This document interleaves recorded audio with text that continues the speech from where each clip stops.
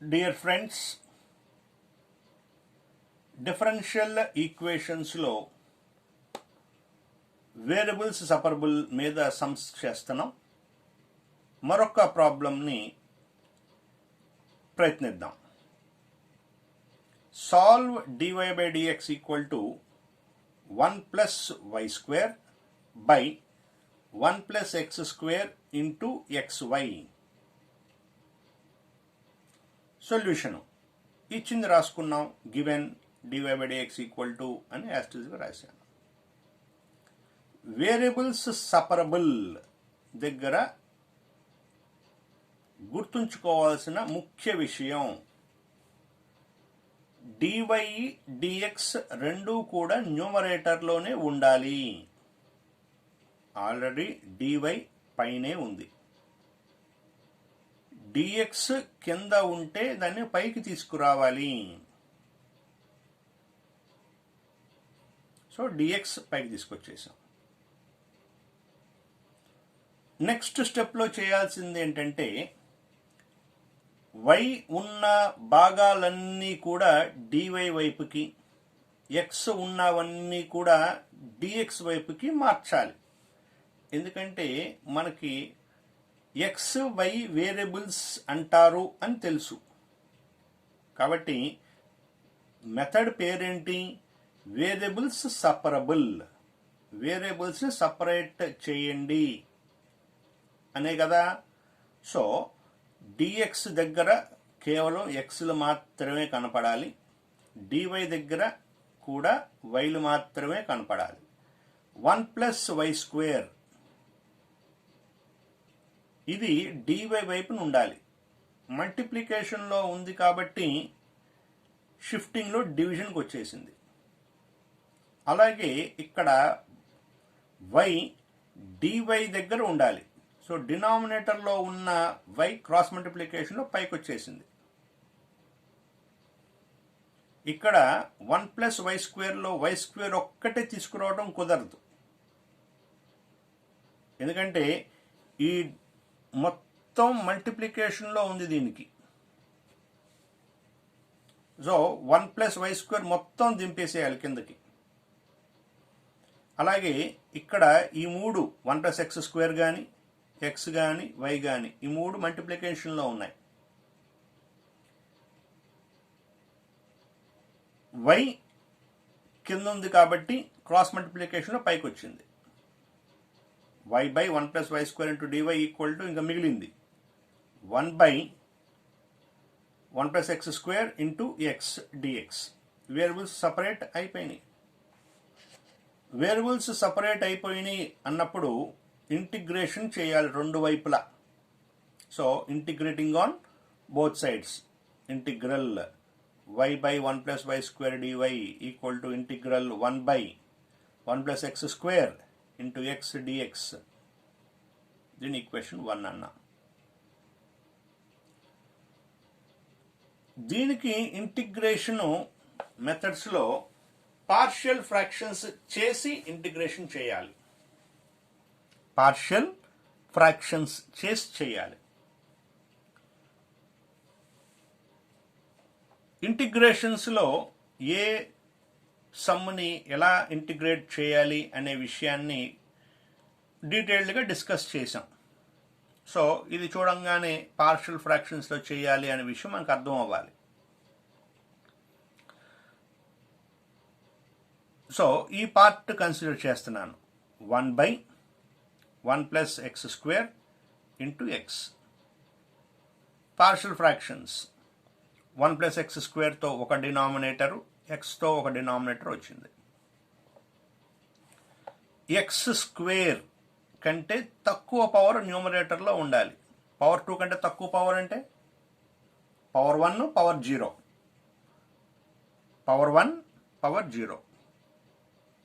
Power 1 అంటే x term, power 0 అంటే constant. So a x plus b plus ఎక్స్కి power 1 దానికంటే తక్కువ పవర్ ఉండాలి అంటే కాన్స్టెంట్.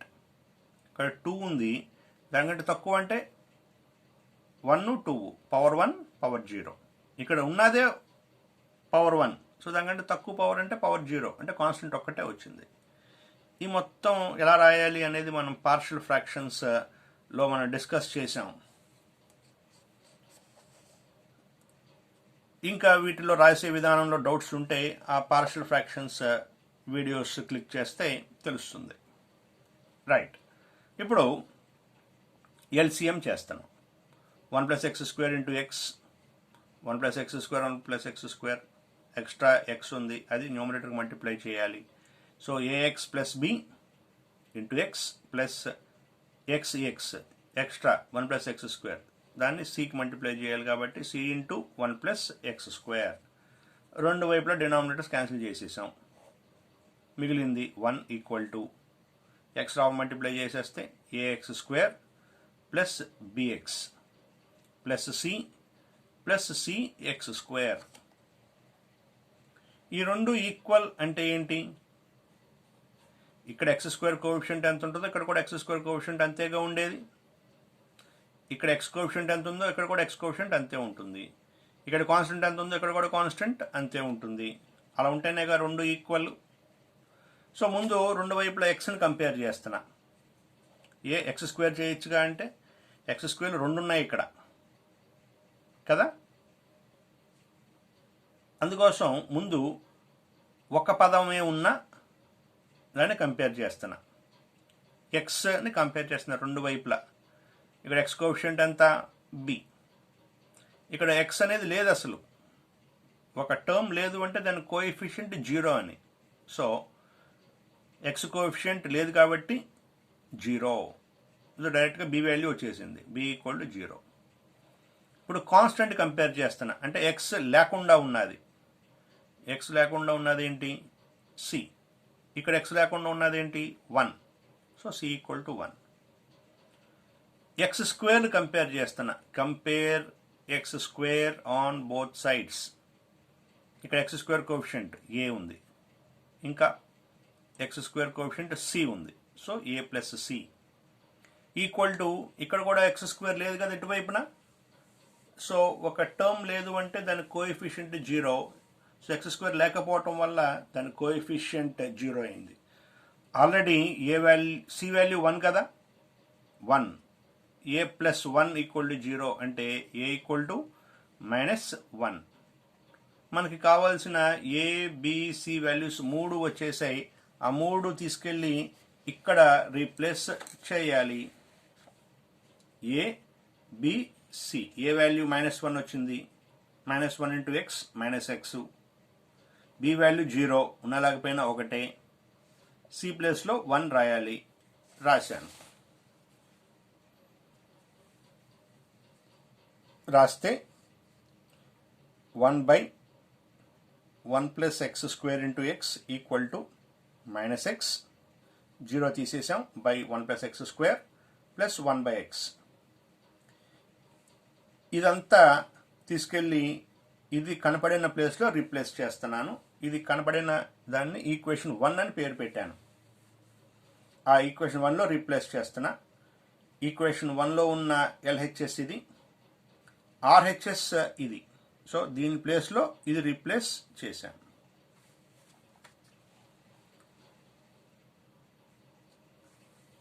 ఇంటిగ్రేషన్ చూస్తే డినామినేటర్ డెరివేటివ్ న్యూమరేటర్లో ఉండేటట్టుగా ఉంది. ఇక్కడ 1కి 0, y² 2y. సో ఏం తగ్గింది?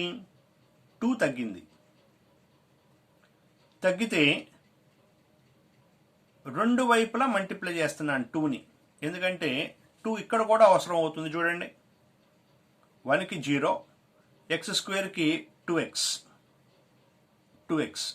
ఈ మైనస్ని బయట తీసుకొచ్చేస్తాం. 2x 2 తగ్గింది, ఒకవైపునే తగ్గల, రెండు వైపులా తగ్గింది. అందుకోసం multiply 2 on both sides. So ఇక్కడ 2, ఇక్కడ 2, ఇక్కడ 2, మొత్తానికి 2 మల్టిప్లై చేసేసాం. రెండు వైపులా మల్టిప్లై చేసాం. అలా మల్టిప్లై చేస్తే ఇంటిగ్రల్ 2y/1 + y² dy = ఇక్కడ 2 వచ్చింది, ఇక్కడ 2 వచ్చింది. ఇంటిగ్రేషన్ స్ప్లిట్ చేస్తున్నా. ఇక్కడ ఒక ఇంటిగ్రల్, ఇక్కడ ఒక integral. F dash X by f of X లాగా ఉంది. అంటే డినామినేటర్ డెరివేటివ్ న్యూమినేటర్లో ఉంది, ఎక్స్లో ఉంటే ఇక్కడ వైలో ఉంది. అంటే f dash y by f of y ఉన్నప్పుడు log mod f of y రాయాలి. So log mod 1 plus y square denominator ఉంది, అది రాసాం, ఈక్వల్ టు ఈ మైనస్ బయట తీసుకొచ్చేస్తే మైనస్ డినామినేటర్ డెరివేటివ్ న్యూమినేటర్లో ఉంది కాబట్టి log denominator 1 plus x square plus ఈ 2 బయట తీసుకొచ్చేసాం. ఇంకా మిగిలింది 1/x. 1/x integration log X. రెండు వైపుల ఇంటిగ్రేషన్ చేసిన తర్వాత కాన్స్టెంట్ ఒకవైపున యాడ్ చేస్తే చాలు. సో అన్ని లాగర్థమ్స్లో ఉన్నాయి, కాన్స్టెంట్ కూడా లాగర్థంలో యాడ్ చేసాం. అంటే లాగర్థంలో కాన్స్టెంట్ ఎప్పుడు యాడ్ చేస్తారని చెప్పాం అంటే ఒకవైపునైనా లాగర్థం కనపడితే లాగ్ సి అని రాస్తారు. అసలు ఎటువైపున లాగర్థం కనపడలా, కేవలం సి అని రాయాలి. రెండు వైపులా ఉంది కాబట్టి లాగ్ సి అని రాశాను. ఈ మైనస్ టర్మ్ ఇటు షిఫ్ట్ చేస్తే plus term log 1 plus y square plus log 1 plus x square equal to లాగర్థమ్స్లో ఫార్ములా ప్రకారం ఈ 2 పవర్లోకి వెళ్ళిపోతుంది. So log x square plus log c. Log a plus log b, log ab equal to అదే formula ఇక్కడ కూడా. So log c x square. రెండు వైపులా లాగర్థమ్స్ తీసేస్తే 1 plus y square into 1 plus x square equal to c x square is our required general solution. Problem అయిపోయింది.